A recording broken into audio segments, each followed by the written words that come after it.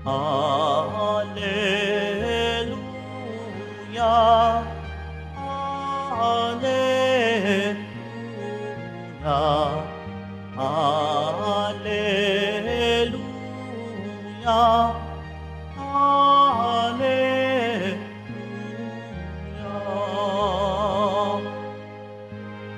Ikaw, O Kristo, ang daan, ang katotohanan at buhay, patungo sa Amang mahal. Alleluia, Alleluia, Alleluia,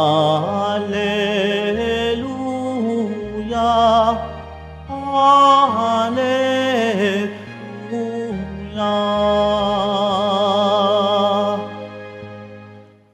Sumainyo ang Panginoon. At sumayo rin. Ang mabuting balita ng Panginoon ayon kay San Marcos. Papuri sa iyo, Panginoon. Noong panahong iyon, sinabi kay Jesus ni Juan, "Guro, nakakita po kami ng isang taong nagpapalayas ng mga demonyo sa pamamagitan ng pangalan mo, at pinagbawalan namin sapagkat hindi natin siya kasama." Ngunit, sinabi ni Jesus, "Huwag ninyo siyang pagbawalan, sapagkat walang taong matapos gumawa ng kababalaghan sa pangalan ko, ang agad magsasalita ng masama laban sa akin. Sapagkat ang hindi laban sa atin ay panig sa atin." Ang mabuting balita ng Panginoon. Pinupuri ka namin, Panginoong Hesu Kristo. Magsiupo ang lahat.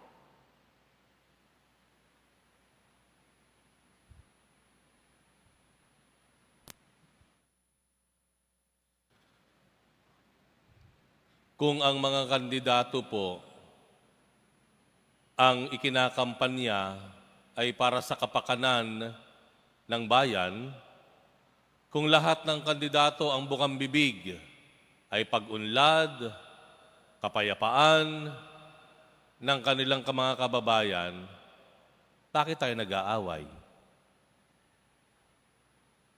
Bakit nagkakaroon ng hidwaan? Kung iisa at pare-pareho lang naman ang sinasabi po nila sa kanilang pangangampanya, sa kanilang mga ads, iisa lang po yan, pare-pareho.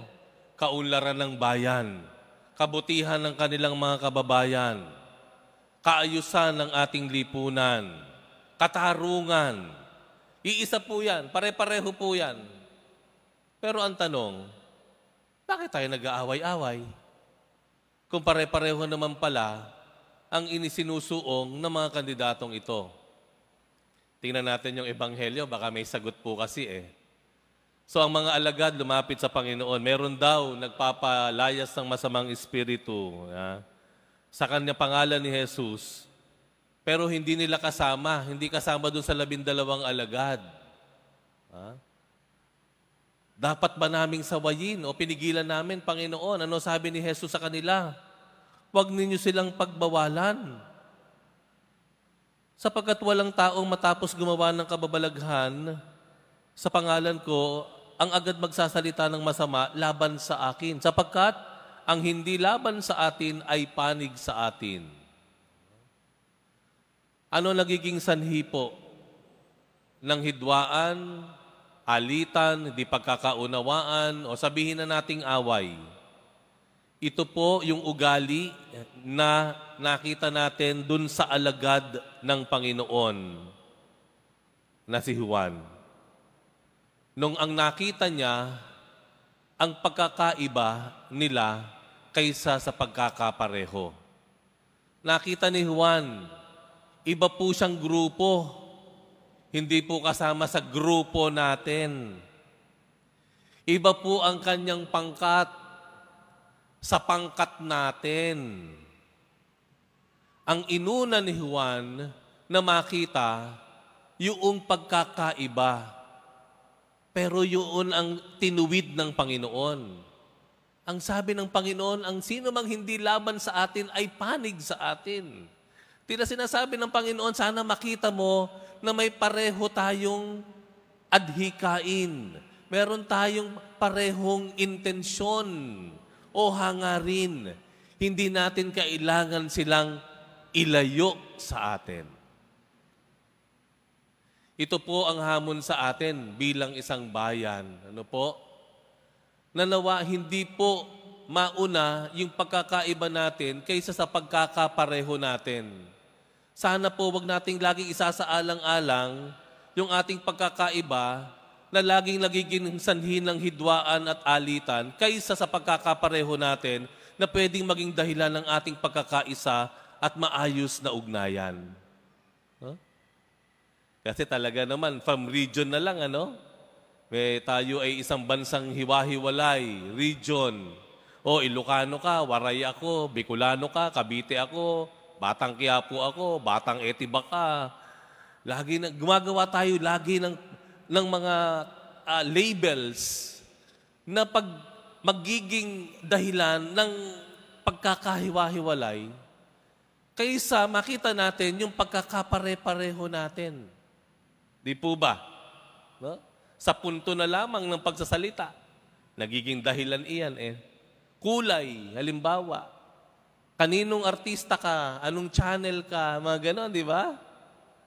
Sino ang team mo sa NBA? Lagi na lang, parang lagi tayong agresibo. Parang lagi na lang gusto natin ng away. No? Parang bored na tayo sa buhay. Gusto natin laging may kulay. Kailangan merong hindi pagkakasundo, kailangan may pinag-uusapan, may pinagchichismisan, may pinagkaabalahan ng utak. Merong dapat pag-aawayan lagi. Laging merong pagkakaiba. Pero hindi ganoon ang Panginoon. Alam ng Panginoon na magkakaiba tayo. At yun naman ay disenyo ng Panginoon na tayo magkakaiba. Pero ano sabi? We are so different that we have many things to share together. Di ba? Alam ng Panginoon ang pagkakaiba natin, pero ang hamon sa atin ng Ebanghelyo sa araw na ito, sana po maisaalang-alang natin, una sa lahat, yung mga bagay na napagkakasunduan natin, mga bagay na pagkakapareho natin, na magiging daan ng ating pagkakasundo, maayos na ugnayan, mapayapang lipunan, magandang buhay at masaya.